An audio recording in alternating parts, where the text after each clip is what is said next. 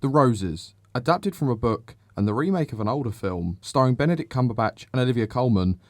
Could this actually be one of the best rom-coms we've seen in a very long time? Or is it just a confused mess without a message? Let's talk about it. Hello, welcome back to the AJ Review Show, episode 26. This film has been out for a little while. I hold my hands up to that. It's been a bit of a slow burner for me recently. But I've wanted to watch this for a long time, and I'm really glad it's finally out. It seems to tick all the boxes for me. Directed by Jay Roach. It is an hour and 45 minutes long, and Jay Roach also did Meet the Parents, the Austin Powers films, and Borat. So that guy's on an amazing run for films. So the film follows a couple, Benedict Cumberbatch's character, Theo, who is a struggling architect, and Olivia Coleman's character, Ivy, who is the owner of and a head chef of a very successful beachside restaurant. The two are both fueled by ambition, ego, and honestly quite a lot of violent tendencies for a film that was supposed to just be a rom-com. But the question is, in a relationship with this much chaos and angst and sexual tension, who stays home with the kids and who follows their dreams? So Benedict Cumberbatch, you may know from Doctor Strange, The Power of the Dog, and Sherlock. It's another great role from him. I do think he's an absolutely fantastic actor.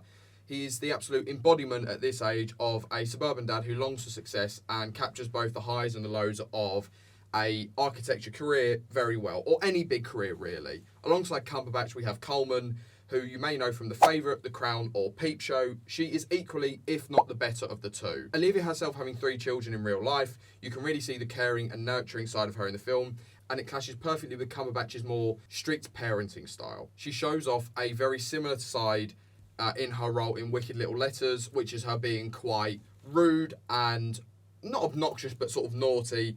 And I really, really loved it. The two of them together on screen clash in a very English, very fun and comedic way on screen. Then you have Kate McKinnon, who you may recognise from the 2016 female Ghostbusters remake. Eek, I know, Barbie or Masterminds. She is a close friend of the family, and unfortunately is absolutely god-awful in the film. Her role is fun to a certain extent, but then just becomes overdone. Her acting, besides that, leaves quite a lot to be desired on the screen, and I don't really understand her role within the film outside of just being an annoyance, and not even a particularly well-written annoyance at that.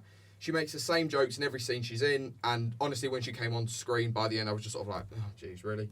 Then her husband in this film, played by Andy Samberg, hooray, Brooklyn Nine-Nine, Palm Springs, and That's My Boy. Like I said, she's the husband. But he's, unfortunately, I felt quite underused. He is funny in a couple of the scenes that he's in, but I don't feel like you get to see his real patented Sandberg humour in this, although a lot of what he does is supposed to be funny. I don't think he really got a chance to shine in the film. He does, however, play a good best friend to Theo's character, and he is enjoyable on screen. I just wish he'd had a little bit more real involvement in the film. Also, Andy Samberg is 47. He's one of them weird Ralph Macchio cases where they just don't age. He's looked the same for the last 30 years. It's so weird. So, big ticks for me in the film. I only found out the film was based on a book called The War of the Roses and was already adapted into a film in 1989. Because it was a book before, you can really see the characters and the storyline were a bit before, because it gives the world a lot more grounding and the characters themselves are really solid. I like when a book gets film adaptation because you can see that all the characters have already been well written and already thought out, and sometimes things get looked over, but the characters are all very strong. However, because it's a book, and I think it's easier in a book to jump time periods, that the film jumps around between time frames and edits quite sharply at times, and I was left wondering, chronologically, is this the same day that it was in the last shot? Is it not? And it also does quite a few times jump a very long gap in between. It'll come and say 10 years later and things like that. So there are times I feel they skip a lot, which obviously it might have done in the book. They might have added it in or whatever.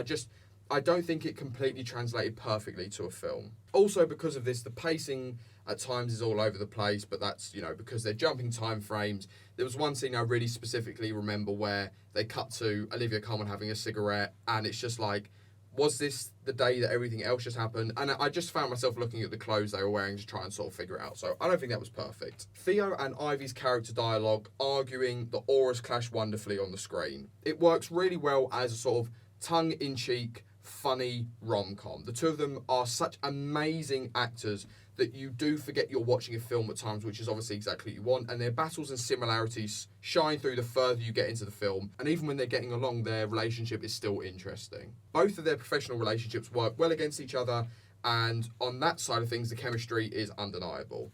However, there were times when in their personal relationship, I wouldn't believe they were together. They clash well, they're obviously written against each other, but I personally struggled at times to believe that the two of them were in a relationship. I don't know if that's because of the casting, I don't know if that's because of the humour, I'm not sure. It's a shame because on paper, and maybe this is just me, I'm sure other people think that they're absolutely fantastic on screen, but I just thought that you have these two amazing English actors, absolutely like top of their fields, and I just felt there were times that their romance was, obviously it's not really real, but I just didn't really believe their romance and that they maybe not loved each other, but there was so much hatred and everything in it. There were just parts that I found hard to believe. One other sort of small problem I have with the characters, so you have the two side characters, and then they have two children as well. The two children just seem to get written out of the film. I assume it does happen in the book, but in the film it just looks like they get written out. They come in once later on in the film, but it's like the children are really important, and then they just sort of get written out, and it's like, oh, okay, so the children aren't a thing anymore. And it's like they forgot that the film's supposed to be about them two. The original book is called The War of the Roses. Obviously, it's supposed to be about the whole family, but they do seem to just get written out in a way I don't really understand. And I also think that the outcome would have been the exact same if they didn't have any of the side characters in it whatsoever. So, side characters, good. Not really needed. You can make your own mind up whether you like them or not. I thought they were all right, but there's nothing particularly special about them. And like I said, I don't think they really progress the plot at all. Humour is a very big thing in this. Like I said, it being two very, very well-known English actors, the bit of dry humour you get in there between them on screen is an absolute treat. There's a very funny dinner sequence that is just an absolute delight to watch, which I really, really enjoyed. So I think you'll probably enjoy that as well. Olivia Coleman saying the C word occasionally is just, for some reason, unbelievably funny. I don't really know why. I really, really loved it. There were so many times throughout the film where I was laughing and cringing as they were just hurling insults at each other, and it made the film just more fun to watch, and it really makes me wish that they made more films like this, because I think they do well in a box office that is so CGI dominated, Marvel, all the rest of it, not hating on it. I think these kind of older, late 2010 films, rom-coms, would do well, honestly. Just well-written, humorous films that don't maybe need a message, they're just funny. The film utilises, in a very fun way, diegetic music. Let me explain what that is. Diegetic music, and this is my film knowledge coming in here, is when the characters within the film are playing music that they can hear. So as opposed to, say, Hans Zimmer writing a score for a Christopher Nolan film where obviously the characters can't hear it, in something like Guardians of the Galaxy or Baby Driver, when the characters can hear it and they're doing things to the music, that is called diegetic music. Lesson over. But in the film, they do a really good job of using this kind of music to silence characters and set the in-film tone really well. And during scenes where they're arguing or they're having a really good time and they're listening to music in it, it really adds to the sort of feeling that you're part of it and you are one of the roses with them. Wonderful. I have one final issue with the film, is that the final act gets increasingly funny and serious, but it works tonally very well for the rest of the film. However, the actual ending, I fear that it makes the rest of the film a little bit pointless. I understand it, and I guess metaphorically it makes sense, but it did rub me the wrong way a little bit. I just think it was needless. I don't really understand why it was there. Again, metaphorically, I guess it kind of makes sense, but for the rest of it, it just annoyed me. Overall, the plot, it progresses nicely. It's a little bit jumpy at times. The cast, more or less, are very good. Coleman and Cumberpatch are both excellent. The humour is really good. The story works well for the two of them. And it did remind me of sort of like I said, a late 2000s, early 2010s rom-com. I did really enjoy it. It's very funny. It's very light-hearted. And that is why I'm giving The Roses 3 stars. It's fun. Honestly, I really do wish they made more films like this. I think there is an audience for them.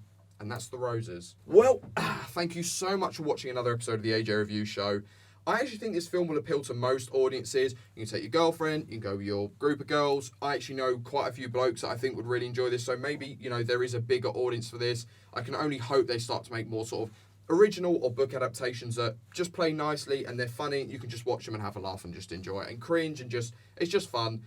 The two of them are fantastic in it, and that has been the AJ Review Show, episode 26. Hi guys, I hope you enjoyed watching that episode. If you could just drop me a subscribe down below, leave a like and a comment, that'd be really helpful. You can now find me on Instagram, TikTok and Letterboxd, all at AJ Reviews 101, and click to watch this video up here that YouTube recommended. Enjoy.